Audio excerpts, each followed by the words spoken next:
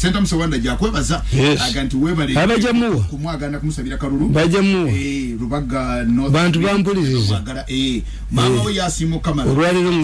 mama wasi ngenda gende mama ofo ngenda kakiri mama ofo nakano abavuka bekola mu mulimo ne bekola mu lufula mama yanga tabunikira akayagala kuliva faith nakano ajinti ate jaise ne baganti bagenda mu banga Tamale Mirundi kakati njagala tunywe muwanga obo yawamba government bano tebasobola bano singa tufuna singa nyine buyinza bwa watu nagenda nga bamuyita entebe bwakanka nabo bamuyita kina amawulire ne mugazira singa musookera kubukedde ne new vision abantu ne bagazira ne mugazira mu wiki we kekakuba olaba kagamba nti Makerere reverse bajokeza nti gundi nti fire brigade ye yakoze obubi give us the culprit neiba nenga akulo yakola ki nedda akulo bana akulo design mu mutima mulungi oswaza abalangu kubanga omutwe ne bagutwala mu parliament ne wote bawa akwatwa ng'omwana omulina ne parliament yennyini netakitesa ko ne baleta byabakazi ebyamateeka mwennyini era njagala kubuza mutani wange roya nti wabange kala baboza eteka lidema bega chibaita retrospective kati bano bemugamba nti bagende bewandise kibadde mu mateeka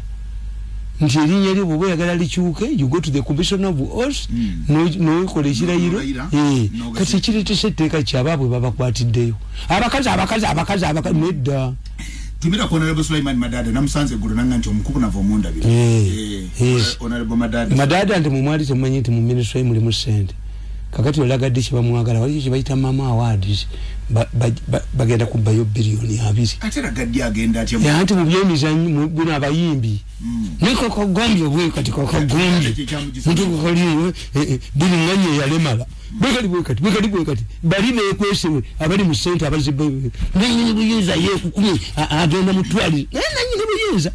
nanyine buyinza osiya mu kyawa naye tamanyi nti ba mu kyawa bannange ensi ayine yakabuuze ku bantu mu kibuga obaba bamumanyi nanyebwe bamuleeta okuva ewaabwe nga talinya simenyi yaggala oluguudo bamuleeta n'enkoni bamuleeta n'enkoni. The gist of this submission is that once a united group whose unity is as a result of common enemy goals, the unity or the alliance developed cracks. The Bushwa in Luwero had united the Acholi and the Langi because Museveni's victory spelled doom for them. However, they lost the war due to the high number of human losses and low morale. The Acholi soldiers who formed the bulk of the UNLF started complaining that while they were losing lives on the front line in large numbers, the Langi officers were busy stealing money in the public house and the headquarters of the army. They further alleged that the Langese registered new casualties because they were not deployed at the front line but given the easy assignments. This was the period when Oite Ojok died.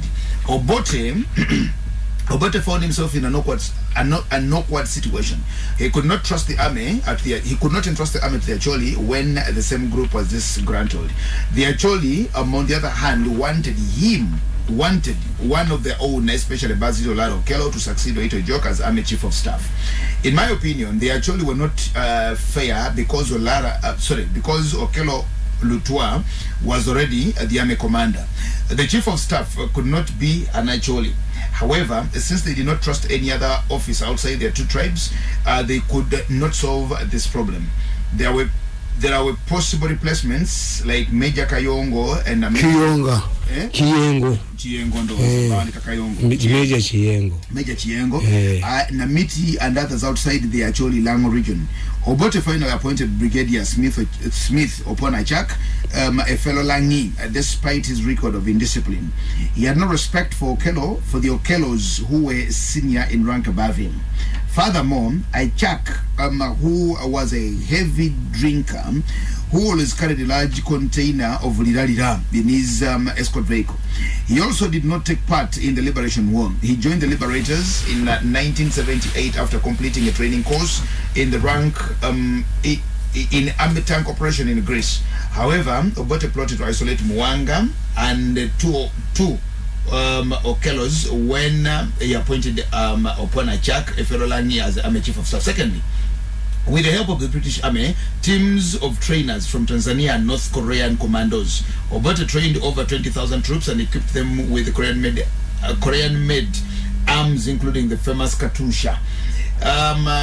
The troops were deployed in Luwero to flash out Yoweri Museveni once and for all. He picked Ferolani, Lieutenant Colonel Charles Ogolem, to command the operation. To tame Paulo Mwanga's influence, Dr. Obote also appointed Peter Otai as Minister of State for Defense with powers and finances to flash out the NRA rebels. He also entrusted Chris Rakasisi, who was spitting fire with the Minister of Security, whose docket fell NASA, Dr. Obote's spy agency. Rakasisi was at the time not seeing eye to eye with Paulo Mwanga. He used every opportunity through the Chinyankole proverb to reveal the frosty relationship between Mwanga and Obote. It was at this point that Mwanga changed his attitude towards opposition politicians. He reinforced FEDEMO and UFM, which he had earlier crushed. This is how he managed to form a coalition after Obote's downfall. Paulo Mwanga wanted to introduce a new political dispensation which could effectively isolate Museveni as a warmonger. He crafted the government of national unity where he was to be the prime minister and Okello Lutwa became a ceremonial president. This means that Mwanga wanted to realign the country at independence days. Mwanga managed to convince the fighting groups to join his government over national unity, save for the NRA. Trouble for Mwanga came when the coalition suffered cracks. Why? The NRA leadership was totally opposed to Paulo Mwanga. In fact, Mwanga had killed many rebel activists at his office in Nile Mansions. Secondly, the Okellos wanted to use the military force to defeat Museveni, which failed. People like Colonel Gad Wilson Toko wanted the war to continue. Toko was receiving financial benefits from Egyptian armed cells to Lutwa's government. The Okellos believed that they would fill the gap left behind by the Langi people from the West Nile. This is where they blundered by reinforcing the army with former Amini soldiers. It was at this point when the newspaper reports indicated that former Amini's henchmen like Isaac Maria Mongo had returned to Uganda. Major Onzi was already a member of the ruling military commission. This decision was a game changer. Engineer Abraham Waligo, who replaced Mwanga, was not a politician, although he had served in Obote's government. Tanzania had invaded Uganda to chase away Idi Amin because he posed a threat to Tanzanian security. Amin, in his madness, had attempted to annex Kagera, which he declared Uganda's province. Therefore, President Julius Kambarage Nyerere, who could not allow the pro-Idi Amin government in Kampala. This is why the peace talks that had been scheduled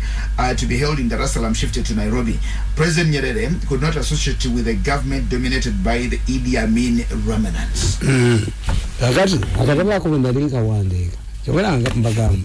Nti onugunde bowana bakoze bubi tebawandisa ate ngo wana nagunde ayina bwino mungi aliko wana PD anaeza okuwandika mikubera kuwana PD akatabo kano gondi yako nkugamba nti kasitegwanga lifuna akazu kajja wodde akazu kajja omulaba agenzi omulaba baragenda kati ateka na kaba kiva mu Bible nti yefu Adam ne mukyala we bali kunsa abantu bana naye nga tebalina threat ndala yonna. This is why Cain yatta Abel, because there was nothing to fear. The moment you don't fear an enemy attack, you start looking critical at each other. Nti ffe tunuli Abaganda we are all Baganda naye kabaka yeke bibina bwe byajja byabatemamu obukatuliki n'obuki n'Anglican, the same people. Why? Nti abazungu bali bagenda. The only threat was British occupation. As long as the threat, the super group that had united the Baganda against the British, wabuzanga gundi oye yabbanga abantu Kami Agustino ngakunga abantu bedime bakolechi waliwe kiganire yali omulalo kiganire bamusibako mukomeranga abazungu bamukozesa eyatta kiganire yali mugundi mulokole we Ghana kiganire yakube mpaka no mulokole we yave Ghana tiatambulira ku nyanja kiganire ina amagezi nga gwe afuna abayaye be mu Kampala ne bababulya nti kiganira aligende tagenda yonga mulaba kati omulokole yakuba empaka ne kiganira kiganira wa mutawana nnyo wano ngalegira abantu bakuba abazungu polisi tiya gasi nga amuzayo ne bakanti ayina amayembe kiganira musambo yali asomyeko nno ne mu seminari y'abakatoliki ne bamuta kati kiganira ayisinensi yakuŋŋaana ekitugulu nga kiganira gyatambulira ku nnyanja naye nga ye sayansi gwayina kiganira yali yeesibye omupiira gwa mmotoka tubu ya mmotoka nga afulootinga nga bantu bagira nga agitaddewo agisibye mu magulu nga yambadde mukiwato ngayambadde kanzu bali ku luguudo wano bamulengera eri ajja atambula era nti yakubye empaka neki kati kiganira oba bwagenda asembere ne wali gundi vegetation egumba ne lijja lifumeta omupira kiganira mu nnyanja muntu nabbira omulokole n'amuwangula omulokole yamugamba atya anti bakuba empaka n'omulokole munaggana gwe bagambe yali wano oyo bakuba empaka nti ntambulira ku nnyanja ntogisobola kiganira yina abayaye be tuga nti byebiri mugundi mu univu kakati ye ng'agenda naddira akati bwati yamenyanga emiti nti akuwadde katono kagumu nalyoka akazanyirako bwati neyekyanga bwati nalyoka yali mufuusa n'agayo ebikoola kakati ebikoola olwo abakazi abatazaala abagumba nga babayita nti kiganira agenda okugaba eddagala kozi agayayegege gasookawo kati yagayanga ebikoola n'abiwandira wansi abakazi bazaale naye nga buli agayo ekikoola bamukubirawo ekiko misana ttuku ng'ebikoola birimu ki anti ng'abalimba zezina empiso z'ogambye ze bafumita ku byabano bano abanupu omukazi bwagenda okufuna bakima obudomola wali owakojja kimbo obolubala naye baana bato tisayanga people bano baserinye bukabwe naye bali abamawanga amalanze kyembatandikako nti mutunuulire abantu nti mawo wa egi yaabwe abafaanana ono akuli inspector general wa police deputy sabiti egi yaabwe abafaanana anidda bano bamuhozi babafaanana singa bano bwe balina pawa eyo ate n'abali emmenga bavuka nabo babbi bano singa be balina pawa y'abamuhozi kakati generation yammwe eri kuki what's the future of your generation oyogera ku baani Tamale munna otadde omu kivula bwe wange ndi mukambwe nnyo ku baana kuba nze n'olubaawo mu nyumba anti yakoze embaga n'ayita bad black ne baani ewange alinnyayo ennyondo yeewuuba bwe ayina okumala okunnyonnyola sente gye yazijje pati gye yakoze yalonkinze gundi kampuni ze nagimukolera mutabani wo anti yagira okinze n'ayita ba bad black baani kakati sente zavuddewa zoyagala okumanya ayina okukola accountability batajja kulinnya anti nze nkubuulira abaana bange tebajja kwonooneka kubanze kati mmanyi tibwagwamu abo abantu basobola future ye beefudde oli wa people power tojja kuvaayo Bobi Wine can resign from people power wange tajja kuvaayo namubuulira nga agendayo Bobi Wine wava mu people power ajagisigalamu Bobi yagenda mu Bobi Wine nono omukazi yagenda mu DP gende wange bipande ku nyumba tebiriiko ebya DP motoka teziriko bipande bya DP tayinza kuvaayo omulemeza bajja kumuyita mbega bwe kyamayumba gange ewange kasookola decision tovaayo ne bwaba mwana n'akabira ka mulali balina mumutera kuva mulye kasita mwana akabira ka mulali owa kyenvu ye ngaloza nti bamute ayina omuya n'amumala ukabira omugaati oguli ogumalewo olina apatayiti ne bw'okabira enkoko namba bafumbe endala ogiri ogimalewo ewange teri kyejo teri era babakulu bantiira ddala ababalenzi abakulu abo baga mugenda mutabula kati ewange tokola decision nogibuukamu mwana people power ekibire bwe kisaanawo ajja kusigalayo ajja kubeeranga wekyali wekyalina headquarters ajja kubeerayo ende bwekinabeerayo yekka tajja kukivaamu ewange tokola kintu tokola kirina okiddukamu kubanga nti family yaffe ogiswaze nti tuli ku horse trading gwekyo kikulemeza ku president Museveni sinza kukyuka era bano kye mbagamba be batuma nti amuwiringi okukola nabo kuba bo bagambye omusajja oyo ye yakukuba ye yagenda yali akulowooza olimu ffe tuwanise tukutadde waliwo ne yagambye Friday yatulina omuntu wamaanyi mu ggwanga muno nage nti omusajja nzira naye akuba ono unenye nyini yali agala okuwamba gavumenti amukubaamu abye nze mbaga no sirina kwalo namu why nze kwalo namu eryemu nti enziba gye mubbamu bagenda kututta abantu mmwe tebabamanyi ffe bebamanyi kasajja ka Museveni kaakano ffe tubeera mu bantu temulina na kyemutuwadde na kimu tufunye eki lwaki be tebalabibwa encourage mwenda tufonesi Tamale kakati nabagamba nti Paulo Muwanga yawamba obote government nemulemerera naye nga ensonga yali emu yokka nti oyita ojoko bwe yafa obote yali tasobola kutwasinga bookero n'aleeta ne Peter Otayi Lwakasisi yagamba Lwakasisi yali kyazanga aliwo omusajja omuyita Kanyonyi nakati akyaliwo yajjako ewange kaya nti baali ebintu bye mu lutalo obakye naye nga mutabani wa pressurizing when you pressurize Mirundi ebintu byembikanyuga you must be patient why balo yabo bakubada tomba mirako kuba tulina kyolese tonkubira simu Mirundi esatu nedda simu Mirundi kasimu mukubira simu Mirundi esatu ngebintu byabikanyugira nkumanyi yes simanyirwa toyinza kunkubira simu mbunzize mu kibuga kwega nasuze sina programu eyeye programu gwazikako ewafu bwe bavira omwana wajjayo balina obujozi mu mutwe mulimu nagamba nti natuuse nadda otuuke oyina enkoko ekokolima oba embuzi ekabira mu paaka balina obujozi abantu bawano I've just said wanted to help you ate abababba tebabajooga siwulyangayo omuntu ayingidde na nyondo wa looya ng'amubbye musajja mukulu yazze jjo musajja mukadde akankana n'okankana bagende wentibe ne mukusindagano ya milioni 4 mbu bamuwadde milioni 4 nyumba yibazze jjo kuba tuli batabali bakabushenga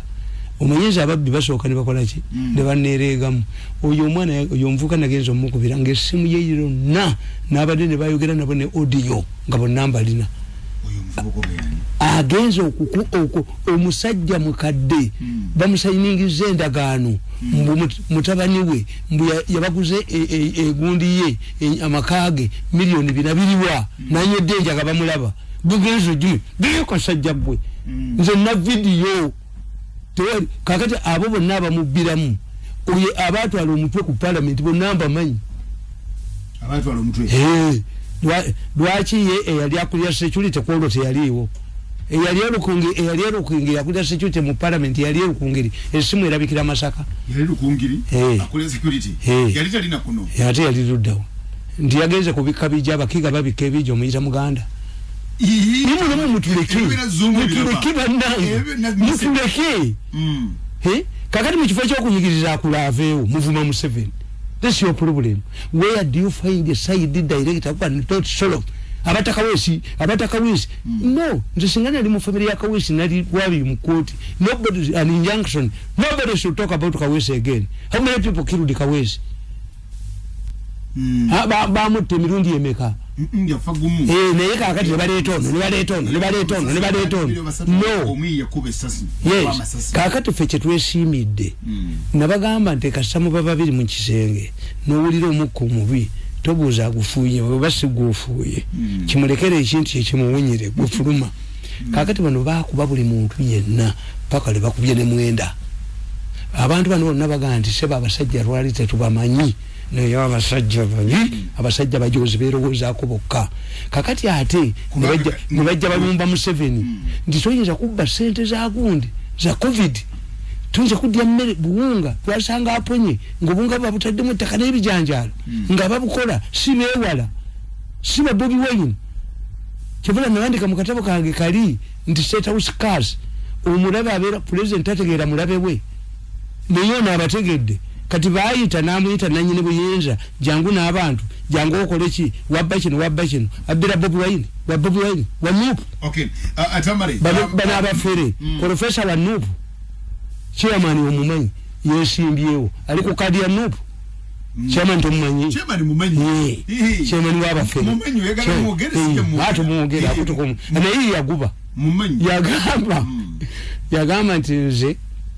kitukola kakati ne mukyala wange tudda mu kitanda wansi kubanga kirabika omusajja oyo atulaba n'otulabanga tuli mu ssanyu lyensi mbalaba kati badda mu kitanda waliwo omulala yakola swimming pool eri waggulu yasula wansi kati kano bwe gaabi kamusange Kwalika yapangawo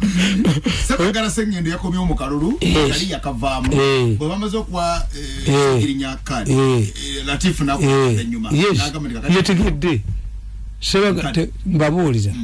banna Uganda ne bwe babasiru batya you cannot reject Sebagala and you vote Segirinya bano benyini bakimuwadde Segirinya nti ajja kukola noise ko bagende bamuwangule nze nkubuulira omanyi ekirema abantu bawana nabaga nti olubuto teruba lwa myezi 9 add courtship mwamala bbanga ki mulyoke mutuuke ku kizaala omwana stage ezaala omwana kakati kutunuulira fe abatunuulira ebintu gundi chronologically why did Bobi Wine go ewambuga why lwaki ono yakijjemu nga ne kadi bagimuwadde lwaki ekivudde kitegeeza nabagamba nti unlike you people the Muslims have a clearing house eyambuga mbuga bakyamuwulira Khalifa we Sokoto. If you want to understand mbuga read about Khalifa we Sokoto. The powerful in Nigeria era abacha bali bamutololetinze naye Khalifa we Sokoto yajja mu muzikiti n'avuma abacha ye yajja kenyini najja kaka Khalifa we Sokoto akazindalo namufulumya omuzikiti nga talina mikalabanda kasa yakwata ku Khalifa we Sokoto esina etegeera ndi kati ona asaana kufata tachayina gwatya ndibamuleetera bamalaya ebuyindi eyamuteka gundi apo n'agirya ng'erimu obutwa yakwata Khalifa we Sokoto abachi okufa yakwata Khalifa we Sokoto Khalifa we Sokoto takwatibwako agenda nasoma kati ono aliko ndoza yali brigadier yagenda majiga Nigeria nasoma naddayo kakati ebyo basiramu bebazanya kadi zaabwe mbuga ajja kuyita ba leaders abali mu constituency eyo constituency y'abasiramu oyo Sebagala yayingidde aliko ne sympathy vote ate sympathy yaki ya muganda we ate obameya balesera mwanyina mulamu waabwe Sempala aliwa mumubuze Sempala kulale mumubuze Sempala nga bakyusa amanya mu bano nyaka lunye bababa abwe tulaba amanya batambuza amanya n'abayina abasajja waliwo abayina amanya nga anti amanya makulu nyaka abababa mwege mwakyusizza abakazi mujje ne bababa mwe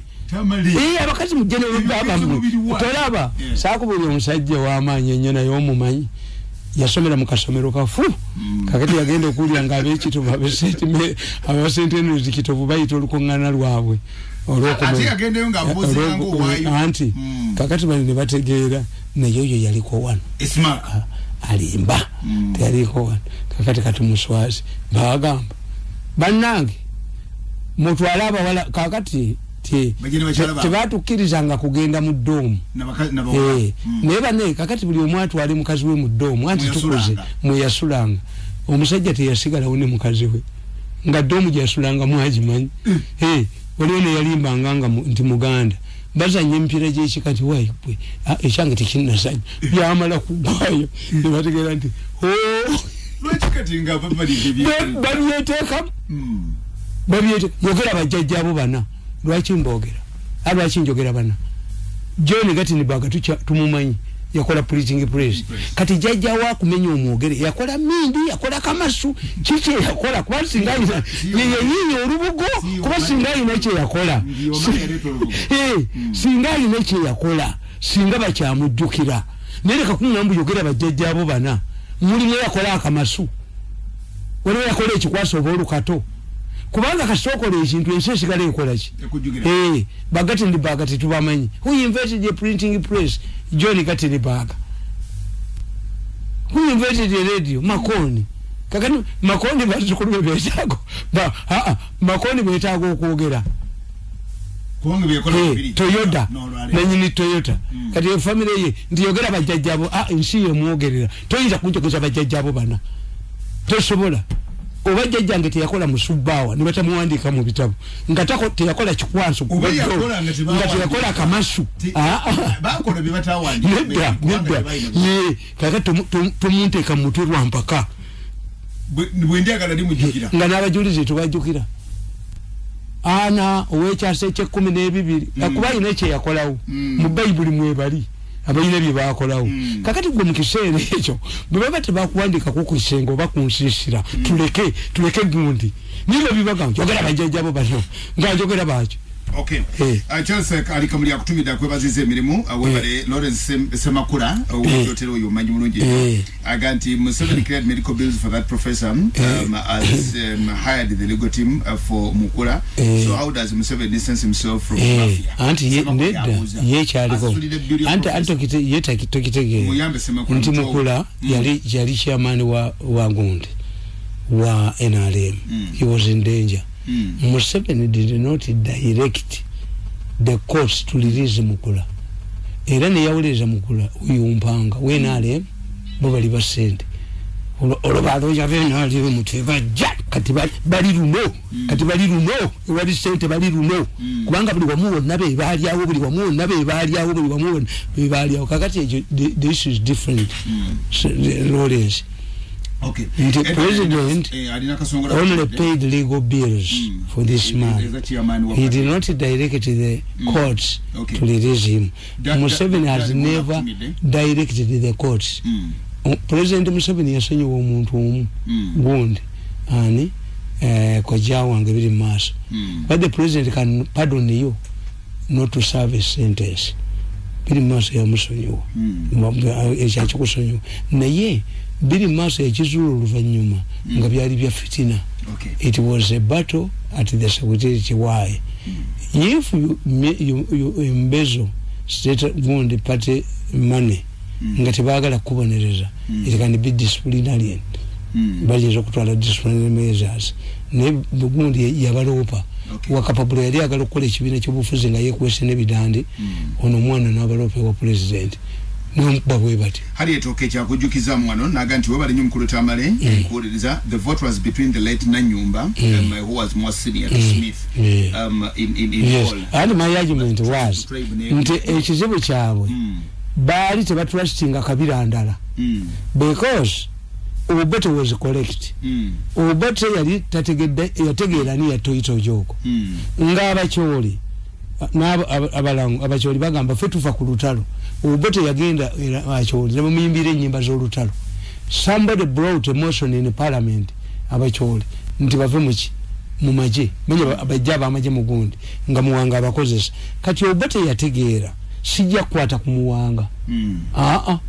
sijja kugira naye obame chief of staff sijja boba wa kakati bo naleta mulango munne kyembagamba nti there is a time bananyini abantu webakwatira awawunya nze kyenenyeza ono muto wange muhozi nti bazanyira mu government ya kitawe nga abalaba gwe kyotegeeza nti Gaddafi bakodomi beze baliyo oyo nga yatemye oyo atayire kibayo oyo ayize kikubaputtako oyo omulaba yenna nibo bomuwulira nga ayogera ku recording zino bamuyita sa ne professor naito omwana sa bana muvera lokanti man omuko bakyala wange yagamba oyo wa DP yaganti awasiza omwana wange mutabani wange nga nfukamira mulamuse ate omwana bafukabira batebo yes mujalo omusige dda nange eyajja okuwasa muwala wange bamutera wakatombo afukamire omukafu kamira atya nidda mufukamize ku mwana wange omuna ekidaala nkikube ku ttaka toyinza kufukamiza mukoyaze kuwasa muwalawo mwanawo omuko mwanawo gwojoga mwanawo wagana gwe tekisoboka gwe wagana toyinza kufukamiza muko ate lwakusanga olina munafuwa tekisoboka bujoozi n'abaana bange tebafukamira ku buko omusajja tafukamira ku buko mu mwana wammwe oba mwana wammwe yaize kuwasa mwanyina oba mwana wammwe atulene ku mubiri gwa nazaala we maama we okwo kujoga bantu eyo gasiya wammwe buno obwogezi bwokumukono sekafulumya ekida tekabuuka ekidala kudirengane sekabuusa ekidala Major Nesmas Kikuru ali kyankwanza akomide Tamale mu class yo isi your books they are here afando Nesmas they are many njabuko mutwalire kano kamu afando Nesmas afande nawo kamukana how akazu politics run countries catching this morning lessons from Rwanda, Kenya, South Sudan yes ugundi aya awandike tono wana zinawandi ntandise kumalulire ntandise kuchimpa bili nyo owana ina history one taina lupapalo lwa mauliro ataina yes taina aine bintu naye bafude gundi ne government yenyini yabaga nti owana yali baddenga ali mu archive nitibinza mukozesa tibagala lina ne president kasita president yayita wana nayogera naye mu UBC yasigalamu ate nawe mufune information nzinde balima mba kubyemba mazeewo tuyinza okumulabako ngadduka ensemuddugalidde SSABAJOOZI kongolo afaanana abewa Saddam ate ayabula State House na makaage oyo ajooga ennyo oyo ebintu bimuddugalidde bamulikubi ani amuli okubi yakwata munva najoga abantu kojja wange kinjagambye nti osobola okusaba Bobi Wine nakuwako ku kabineti yenga yanabera nayo ng'atuuse bwogera naye kabineti musinga afuuka president kabineti ate njagazaaki ndowooza okukisomera abantu ate nkisomera abantu ki ekikulu okitegedde nti era mu kabineti mwe muvaamu kakati bwe oyagala okutegeera abalifuga obulokole ogenda mu theological college bwe oyagala okutegeera abalifuga obwafaaza mu seminariyo kati bano betulaba bayina naye nze kyembagamba bikiri kimu nti era mmawo omanyi buli muggundu gutta baganda musululu gwa mbaata kakati teebereza abaave wa mmawo ne bagenda ewa Bobi Wine babakwatiddeyo mulimu baki kuba bakabalagira society yonna abasajja babuuze Kenya professor wa psychology bamubuuza nti abakyaluwo bagezi nnyo oboto omujaluwo yafuga Uganda obasanja omujaluwo n'afuga Nigeria Obama omujaluwo n'afuga America waliwo n'omujaluwo ali mu parliament ya South Africa Nebababuuza why have they failed to rule Kenya, to produce a president for Kenya? Professor wa psychology yabagamba nti Eruo in Kenya is under the armpit of the Raila family. Eruo outside Kenya enjoys his freedom and he makes independent decisions. Charlie kituufu. Naffe mu Uganda tulina mu kabira etambulira eringa abajaluwo erimu omupitiya y'ennyumba ya Raila Kenya kyagaana okubanga Kenya ennyumba ya Raila batambula musululu gwa mbaata bw'abajja eno mu Kanu n'abadda mugundi n'abatwala mu ODM miliyoni z'esatu kitundu atambula nazo yes azunza bazungu kulunagezako kweri branding omulabanga kati abadde akomawo ku ati kakati ono ugundi agamba nti akalombolombo k'ennyumba yaffe kakome kuffe kuba kyembaga nti ffe Abaganda tukwata ssente tukima omulambo e Nairobi netutwalira musibe emmere netutwala kugenda ku mulambo ddagala naye omulambo tukukimanyi lwakirambagana nammwe abalya ssente kakati gwokimanyi nti ne bw'otuuka Entebbe ng'olina certificate ya covid ey'e London eyawa era olina hostel omwogenda n'osasula ssente naku 14 omwana akoze ssente omwana ensi yagifuga omwana ya de facto leader buli wamu waali tumalize naye kyene senja kwabaza ganje mukukura kumundabiri naga na ekitutu owange yakoze ekirero aliwo kitutu gobadde ekitutu muyina nga akuba essimu ng'alagira you must abide anti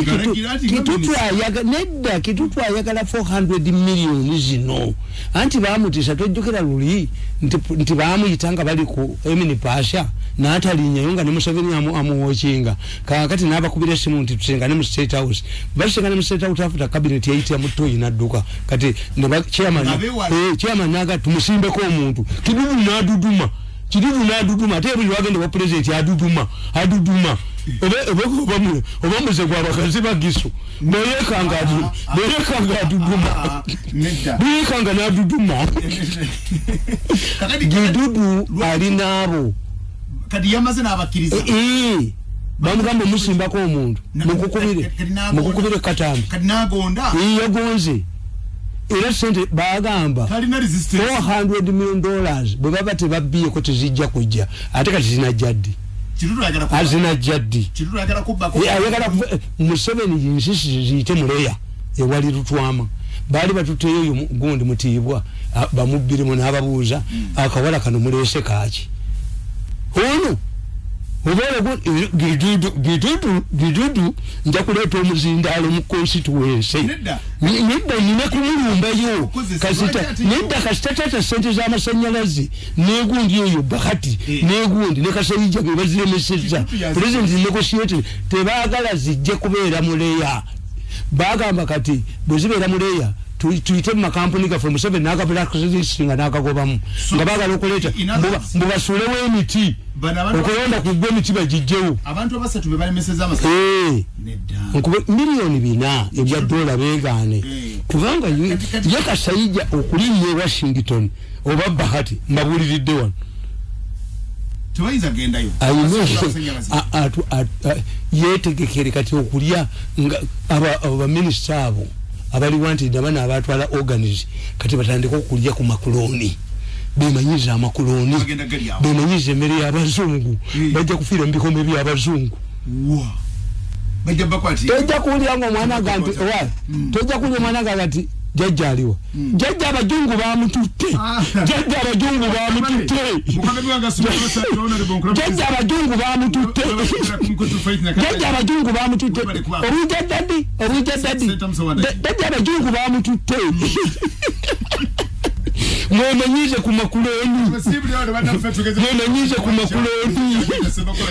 Kasayija ne Bahati bemanyize ku makuloni bali emmere y'abazungu